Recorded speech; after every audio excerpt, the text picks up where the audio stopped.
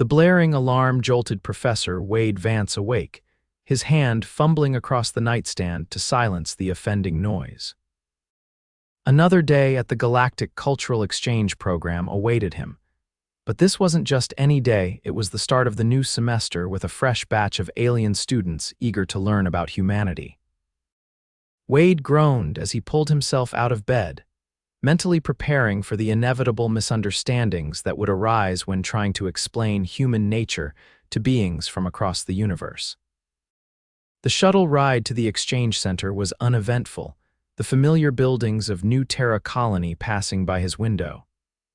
It had been 5 years since Earth had joined the Galactic Alliance, and Wade still marveled at how quickly humanity had adapted to life among the stars.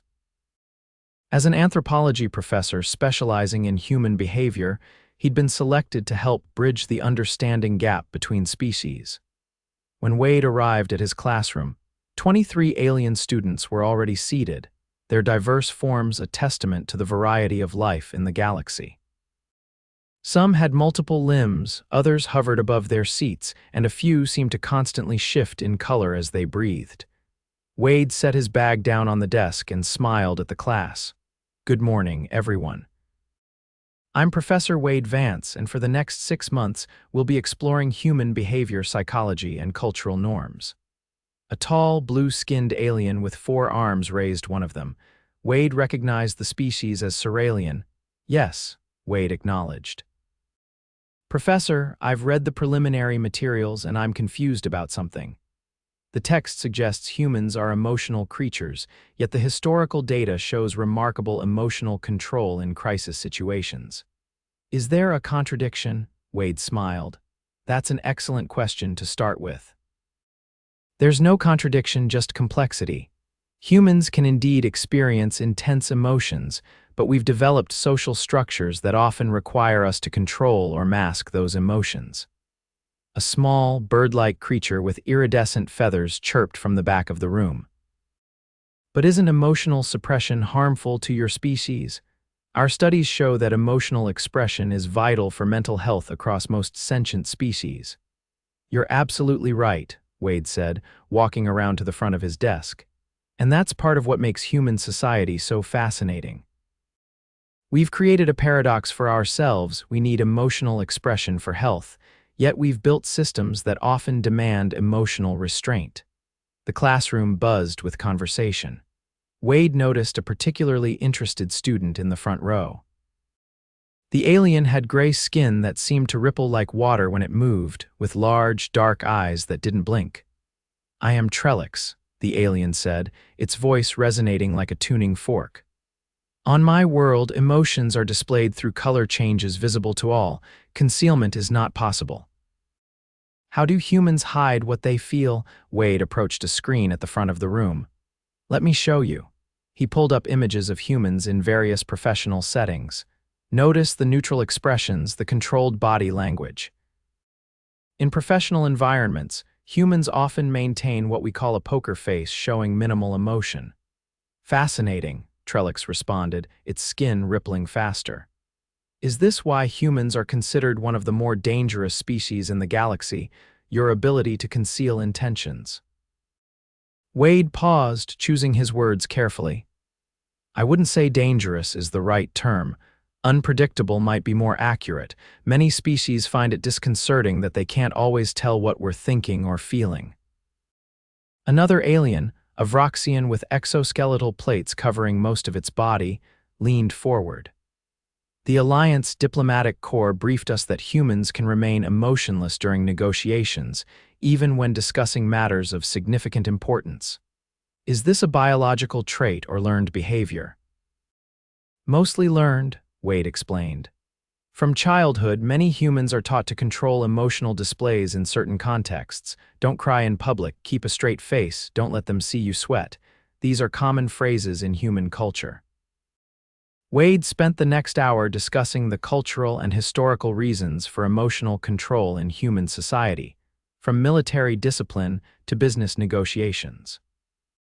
The aliens took notes, asked questions, and occasionally made sounds that Wade had learned to interpret as expressions of surprise or confusion. Near the end of the class, a tentacled being named Zora raised a question. Professor, would it be fair to say that humans are fundamentally less emotional than other species, but simply better at strategic deployment of emotional displays? Wade shook his head. No, that's a common misconception. Humans feel emotions deeply, perhaps as deeply as any species. We're just trained to compartmentalize when necessary. The class seemed unconvinced. Wade could read the skepticism in their postures and expressions, or lack thereof, depending on the species. Tell you what, Wade said, struck by inspiration. For next week, I'd like to organize a practical demonstration. With the department's permission, I'll arrange for you all to observe human emotional responses in a controlled environment. After class, Wade headed straight to the department head's office. Dr. Ilara Keel, a human woman who had pioneered cross-species education methodologies, listened to his proposal with interest. So you want to show them that humans aren't actually the emotionless negotiators they've heard about? She asked, leaning back in her chair. Exactly, Wade replied. They've been told humans are these stoic, calculating beings who can turn emotions on and off like a switch. It's creating a distorted view. Dr. Keel considered this. What did you have in mind? A movie night, something emotionally impactful from human cinema. I'll be the subject, and they can observe my reactions. Dr. Keel raised an eyebrow. Interesting approach. Just make sure you get proper clearance from the ethics board. Observing a professor could be considered invasive. I've already drafted the application, Wade said, sliding a tablet across her desk. I'll be the only subject, and I'm volunteering. A week later, Wade had received approval and set up the department's largest viewing room for the experiment. The space had been designed for cultural exchange events, with comfortable seating arrangements that could accommodate various body types. Wade stood at the front of the room as his students filed in, their curiosity evident. Welcome to our practical demonstration, Wade began once everyone was settled. Today, we'll be watching what humans call a film, a recorded visual narrative designed to convey a story.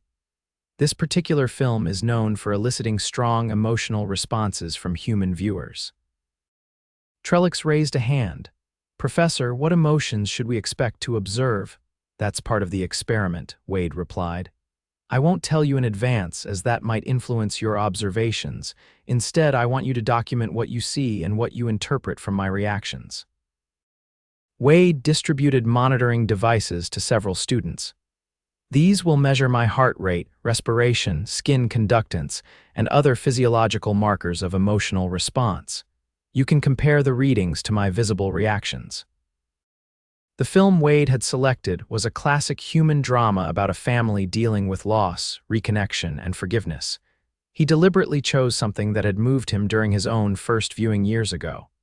The lights dimmed, and the movie began.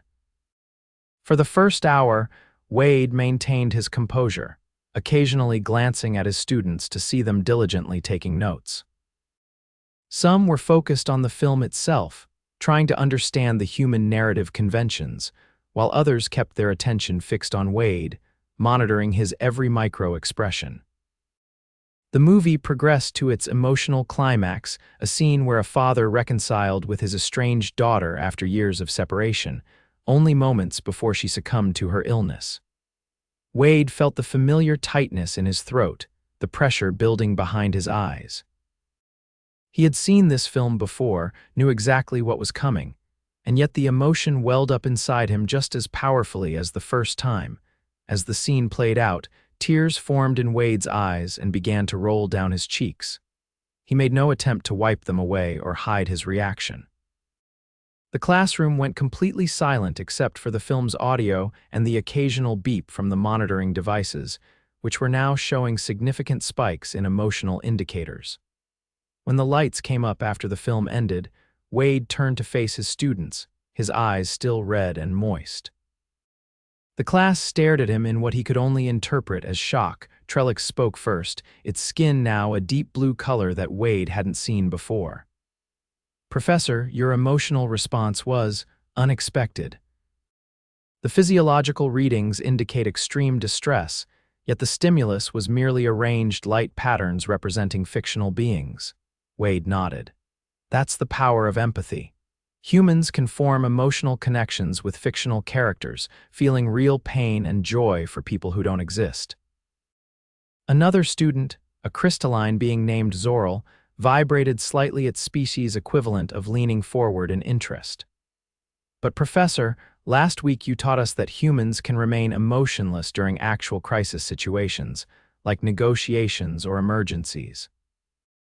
Yet fictional stimuli cause such obvious distress. That's the paradox I was trying to illustrate, Wade explained. Our emotional control isn't because we don't feel it's despite how deeply we feel. We've developed compartmentalization as a skill, not because emotions are absent. Zora's tentacles coiled tightly. I am confused. The alliance briefings indicated humans were selected for diplomatic roles specifically because of their emotional detachment. This seems contradictory to what we've observed, Wade smiled. The alliance observes human diplomats in formal settings where emotional restraint is culturally expected. What you're seeing now is a human in a safe environment where emotional expression is permitted. The discussion continued for another hour, with students asking increasingly nuanced questions about human emotional complexity. By the end of the session, Wade sensed a shift in their understanding. Over the next few weeks, Wade noticed a change in how his students interacted with him. They seemed more attentive to his non-verbal cues, more aware of the subtle signs of emotion that humans displayed without realizing it. Some even began to mimic human expressions, testing their understanding of what different facial configurations meant. Trellix, in particular, had become fascinated with human emotional complexity. After one class, the alien approached Wade's desk. Professor, I have been researching human literature and find myself drawn to what you call poetry. The deliberate use of language to evoke emotional responses is quite remarkable, Wade smiled. Poetry is one of humanity's oldest art forms. We've been using words to capture and share emotions for thousands of years. I have a proposal, Trellix said, its skin shifting to a warm amber color. Would you consider allowing me to conduct a small research project on human emotional responses to different types of stimuli? I believe the findings could be valuable for improving cross-species communication. Wade considered the request. What kind of project did you have in mind? A comparative study of emotional responses to different art forms: visual art, music, literature, and film, with your guidance, of course. That sounds promising, Wade replied. Draft a research proposal and we'll discuss it further. The following week, Trellix presented a detailed research plan that impressed both Wade and the department's research committee. The project was approved, and Wade found himself helping to coordinate a series of experimental sessions where human volunteers would be exposed to various artistic stimuli while alien observers recorded their responses. The first session focused on music.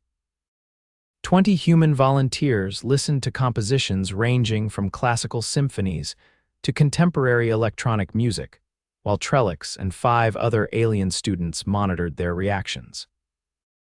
The results showed clear patterns of emotional response that corresponded with specific musical elements, minor keys eliciting melancholy, driving rhythms generating excitement, and so on. The second session examined responses to visual art.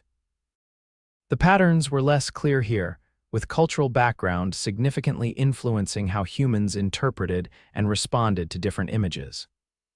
This fascinated the alien researchers, who had assumed aesthetic responses would be more universal. The literature session revealed how narrative structure could manipulate emotional states, building tension and release in predictable patterns.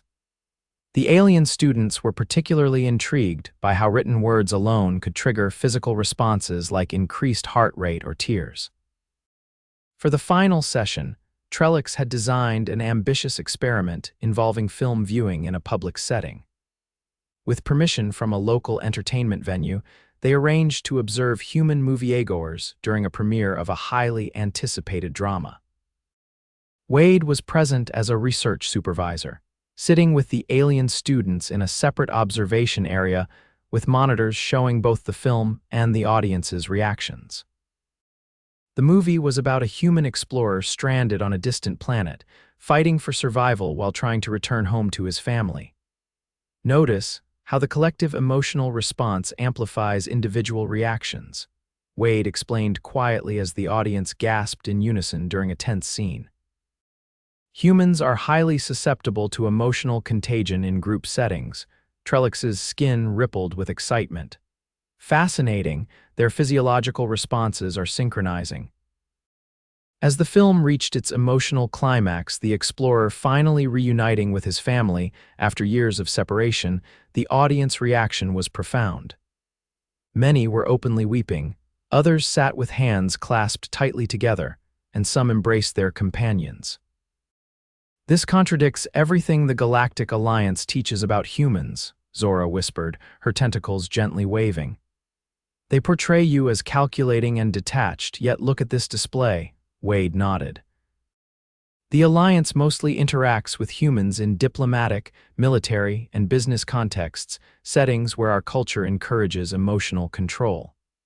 They rarely see us in environments where emotional expression is not just allowed but expected. After the movie ended and the observers had compiled their data, the research team gathered at a nearby cafe that catered to both human and non-human clientele. The atmosphere was relaxed, with students excitedly discussing their findings. I believe we've identified a significant miscommunication in interspecies relations, Trellix announced, displaying data on a portable screen. Humans aren't less emotional than other species, they simply have more contextual rules about when and how emotions should be expressed. Zoral's crystalline form sparkled under the cafe lights. This explains much about human diplomatic behavior. What appears to be emotional detachment is actually carefully managed expression. Wade sipped his coffee, pleased with his students' insights. There's an old human saying, "It's not that we feel too little, but that we express too little of what we feel." The research continued throughout the semester, expanding to include comparative studies of emotional expression across different human cultures. The findings caught the attention of the Galactic Alliance's Cultural Affairs Division, which requested a formal presentation of the results. On the day of the presentation, the auditorium at the Exchange Center was filled with diplomats, academics, and officials from various species. Wade sat in the front row, watching with pride as Trellix and the other student researchers presented their findings. Our most significant discovery, Trellix explained to the assembled dignitaries, is that human emotional complexity has been fundamentally misunderstood by the Alliance. Humans are not the emotionally restrained beings portrayed in diplomatic briefings, but rather highly empathetic creatures who have developed sophisticated cultural systems for when and how emotions should be displayed. The presentation included video clips from their research, showing human emotional responses in various contexts. The audience murmured in surprise at the footage of Wade crying during the film from their first experiment, contrasted with clips of the same man calmly handling a crisis situation during a campus emergency that had occurred midway through the semester. The same individual, capable of both deep emotional expression and remarkable emotional control, Trellix pointed out. This duality appears to be a hallmark of human psychology, not the exception. After the presentation, the head of the Cultural Affairs Division, a tall Andorian with silver skin, approached Wade. "Professor Vance, this research has significant implications for our diplomatic protocols," the official said.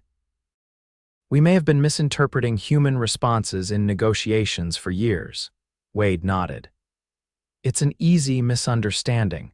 When humans maintain emotional control in diplomatic settings, it's not because we don't feel, it's because we're following cultural rules about professional behavior. We would like to incorporate these findings into our diplomatic training programs," the Andorian continued. "Would you and your students be willing to assist in developing new guidelines for interspecies communication?" "We'd be honored," Wade replied, feeling a surge of pride for his students' accomplishment. The success of the research project led to an expanded program at the Exchange Center, with Wade appointed to lead a new department focused on emotional intelligence in cross-species communication. Trellix and several other students from the original class were offered research positions after graduation. As the academic year drew to a close, Wade organized a final gathering for his class, a celebration of their work together. The event was held in the Exchange Center's Botanical Garden, a space designed to accommodate the environmental needs of various species. "I want to thank all of you," Wade said, addressing the gathered students. "Your willingness to question preconceptions and explore human nature with open minds has led to real progress in interspecies understanding." Trellix, whose research had been central to their success, stepped forward. "Professor, we have prepared something to express our gratitude." The alien gestured, and several students brought forward a small device. "On my world, we capture emotional moments in what you might call emotional sculptures, crystalline structures that emit the same emotional frequencies as the original event. We have created one based on our collective experience in your class."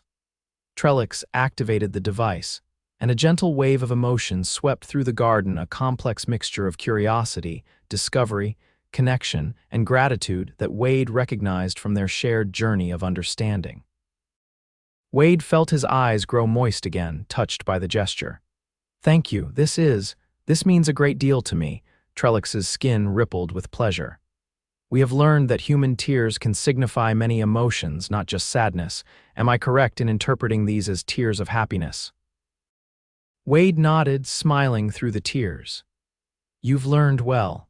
After the celebration, as the students departed for their respective worlds or continued studies, Wade sat alone in the garden, reflecting on the semester. What had begun as a simple attempt to correct a misconception about human nature had evolved into something much more significant, a genuine bridge of understanding between species. His calm device chimed with a message from Dr. Keel. "Congratulations, Wade. The Alliance has approved funding for your new department. They're calling it Emotional Intelligence and Interspecies Relations. You've changed how they see us." Wade smiled, thinking about how a single moment of vulnerability, allowing himself to cry in front of his class, had challenged years of misconceptions about human nature. Sometimes the most powerful teaching happened not through lectures or texts, but through simple, honest emotional connection. The new academic year would bring fresh challenges and opportunities, but Wade felt confident that the foundation had been laid for better understanding. Humans weren't the emotionless negotiators the galaxy had believed them to be, nor were they the uncontrollably emotional beings that some species feared. They were, like all sentient life, complex creatures with rich inner lives capable of both remarkable emotional control and profound emotional expression. As Wade left the garden that evening, he passed Trellix, who was speaking with a group of new alien arrivals, presumably students for the upcoming term. "Humans are perhaps the most emotionally complex species in the Alliance," Trellix was saying. "They can compartmentalize when necessary, but don't be fooled, they feel everything deeply. I once saw my professor cry over fictional characters in a film, then handle a campus emergency with complete calm the next day. Understanding this duality is key to working with them effectively." Wade smiled to himself and continued walking. The myth of the emotionless human was gradually being replaced with a more accurate understanding, one tier at a time. Over the next few years, Wade's department flourished, becoming a critical resource for the Galactic Alliance's diplomatic corps. The training programs they developed helped prevent countless misunderstandings in interspecies negotiations. Wade himself became something of a celebrity in academic circles, often invited to speak at conferences across the galaxy. Trellix, having completed advanced studies in human psychology, was appointed as the first non-human ambassador to Earth, a position created specifically to improve cultural understanding between humans and the broader galactic community. The appointment made headlines across Earth and the Alliance worlds. On the 5th anniversary of their original class experiment, Wade received an invitation from Trellix to attend a special screening of the same film they had used in their first emotional demonstration.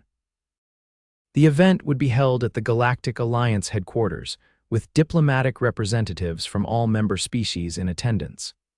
When Wade arrived at the massive, crystalline structure that housed the Alliance's central operations, he was surprised to find himself treated as an honored guest. Officials from various species greeted him warmly, many expressing how the research from his department had improved their diplomatic efforts with humans. The screening room was designed to accommodate beings of all physiologies, with adaptive seating and environmental controls. Wade found himself seated in the front row beside Trellix, whose gray skin now bore the formal markings of an ambassador. "I'm honored you could join us, Professor," Trellix said, its voice carrying the formal resonance of diplomatic training. "This screening is part of our new cultural exchange initiative. All new diplomats assigned to Earth will participate in this experience." Wade looked around at the diverse audience. "The same film we used in class, the very same," Trellix confirmed, "but with one significant difference. This time, you won't be the only one being observed." Before Wade could ask for clarification, the lights dimmed and the film began. As the story unfolded on the screen, Wade found himself once again drawn into the narrative, despite having seen it multiple times now. The emotional power of the story remained undiminished. When the film reached the critical scene that had moved him to tears during the original experiment, Wade felt the familiar tightness in his throat and pressure behind his eyes. This time, however, he was aware of something else happening in the room. Glancing around, he saw that many of the alien diplomats were displaying their own species' signs of emotional response. A Ceralian's forearms were wrapped tightly around itself in a self-comforting gesture. A Vroxian's exoskeletal plates were vibrating in a pattern Wade recognized as their expression of empathetic distress. Even the crystalline Zoral representatives were emitting soft pulses of light in the frequency range associated with their experience of sorrow. When the lights came up after the film, Wade was startled to see that almost every being in the room showed signs of emotional impact. Trellix turned to him, its skin rippling with multiple colors, a sign of complex emotional processing. "5 years ago, Professor, you showed us that humans were not the emotionless beings we had been taught to believe. Today, we wanted to show you something in return that, when given the context to understand human emotional narratives, many species can connect with them deeply." Wade looked around the room in amazement. "You've all been studying human emotional expression?" A tall, mantis-like diplomat from the Thraxi collective stepped forward. Ambassador Trellix established a training program for all diplomats assigned to Earth or human colonies. "We study human art, literature, music, and film to better understand the emotional contexts that shape human communication. The results have been remarkable," added another diplomat, a luminous being from the Etherian nebula. "Diplomatic incidents between humans and other species have decreased by 67% among those who have completed the training." Trellix gestured to the assembled diplomats. "What began as a classroom experiment has evolved into a fundamental shift in interspecies relations. We no longer teach that humans are emotionless, we teach that they have a rich emotional landscape with complex rules of expression." Wade felt overwhelmed by the implications of what he was seeing. What had started as a simple attempt to correct a misconception had grown into something that was reshaping galactic diplomacy. After the event, Trellix invited Wade to a small reception in an adjoining chamber. Representatives from the Alliance's highest councils were present, all eager to discuss the impact of his work. The Supreme Counselor of the Alliance, a being of pure energy contained within a specially designed suit, approached Wade. "Professor Vance, your work has been instrumental in improving human integration into the Alliance.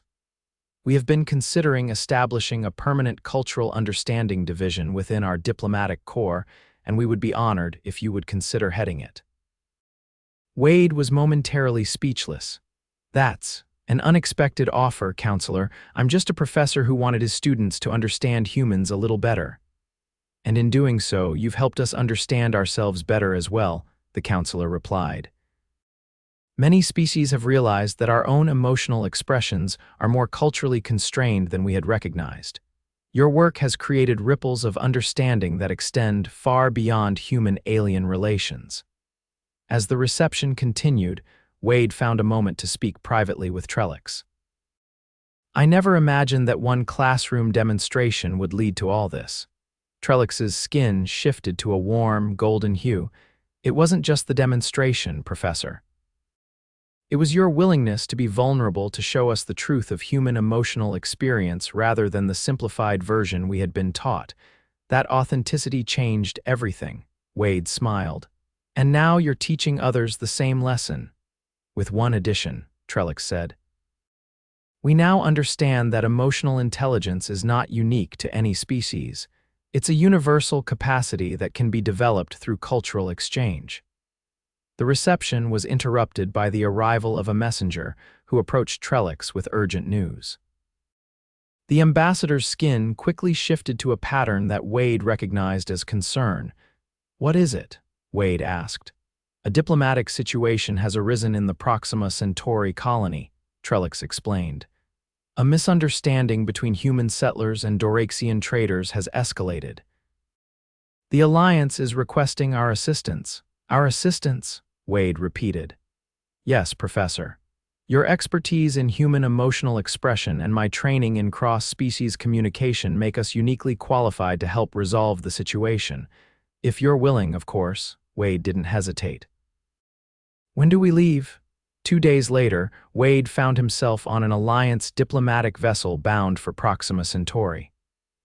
The journey gave him time to review the details of the situation with Trellix and a small team of specialists trained in their methods. The conflict had begun over a seemingly minor issue. Human colonists had interpreted certain Doraxian trading practices as deceptive, while the Doraxians viewed human emotional responses during negotiations as threatening. What should have been routine commercial exchanges had deteriorated into mutual suspicion and hostility. When they arrived at the colony, tension was palpable. The human settlement was physically separated from the Doraxian trading post, with armed guards on both sides. Wade and Trellix were escorted to a neutral meeting facility where representatives from both groups awaited them. The human negotiator, a woman named Eliza Chen, greeted them with visible relief. "Professor Vance, Ambassador Trellix, thank you for coming. We're at an impasse, and traditional diplomatic approaches haven't worked." The Doraxian representative, a tall being with iridescent scales and multiple eye stalks, made a complex gesture that Trellix interpreted as a formal greeting. "The Doraxian Mercantile Guild welcomes the intervention of the Alliance. We seek resolution that preserves trade and honor." Wade and Trellix spent the first day simply observing interactions between the two groups, noting the patterns of miscommunication. By evening, they had identified the core issue. The Doraxians communicated emotional states primarily through subtle color changes in their scales, while humans relied heavily on facial expressions and tone of voice. Neither group could accurately read the emotional cues of the other. "We need to create a shared emotional vocabulary," Wade explained during a private strategy session with Trellix. "Something both species can understand." Trellix's skin rippled thoughtfully. "On my world, we use emotional sculptures to bridge understanding between different regional groups. Perhaps something similar could work here." The next morning, they presented their proposal to both delegations. A 3-day workshop where humans and Doraxians would learn to recognize each other's emotional expressions, followed by structured negotiations using new communication protocols they would develop together. Initially, both sides were skeptical, but with the Alliance's backing, they agreed to participate. The workshop began with simple exercises. Humans and Doraxians were paired and asked to express basic emotions like satisfaction, disappointment, and interest using their natural signaling methods. Their partners would then attempt to interpret the signals, with Wade and Trellix providing guidance. Progress was slow at first, with frustration on both sides. But by the second day, breakthroughs began to occur. A human trader successfully interpreted a Doraxian's scale patterns during a mock negotiation. A Doraxian representative correctly identified the difference between a human's expression of concentration versus hostility. On the third day, they introduced the new communication protocol, a combination of verbal cues, visual signals, and structured turn-taking that gave both species time to process and respond to emotional information. When the actual trade negotiations resumed, the difference was remarkable. Misunderstandings were addressed immediately, emotional responses were acknowledged rather than misinterpreted, and agreements began to take shape. By the end of the week, the Proxima Centauri crisis had been resolved, with new trade agreements in place and a joint committee established to continue developing cross-cultural understanding. The success caught the attention of Alliance leadership, who saw potential applications for similar approaches throughout the galaxy. As Wade and Trellix prepared to return to Alliance headquarters, Eliza Chen approached them. "What you've done here isn't just about trade," she said. "You've changed how we see each other. The Doraxians aren't the cold, calculating beings we thought they were, and they've stopped seeing us as emotionally unstable threats." Wade smiled. "Sounds familiar, doesn't it?" he said to Trellix. The ambassador's skin rippled with amusement. "Indeed. It seems we've come full circle from that first classroom demonstration. The lesson remains the same: understanding emotional expression is key to meaningful connection between different beings." Their success at Proxima Centauri led to the formal establishment of the Cultural Understanding Division within the Alliance's diplomatic corps, with Wade appointed as its human director and Trellix as the alien counterpart.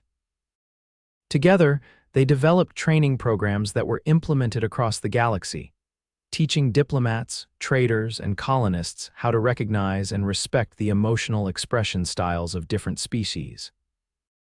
10 years after that first classroom experiment, Wade stood on the observation deck of the newly completed Interspecies Cultural Center on Earth, a massive complex dedicated to fostering understanding between humans and the hundreds of alien species now regularly visiting or residing on the planet. Beside him stood Trellix, now elevated to the Alliance's Supreme Council. "Did you ever imagine it would lead to this?" Wade asked, gesturing at the bustling activity below, where beings from across the galaxy mingled, communicated, and connected.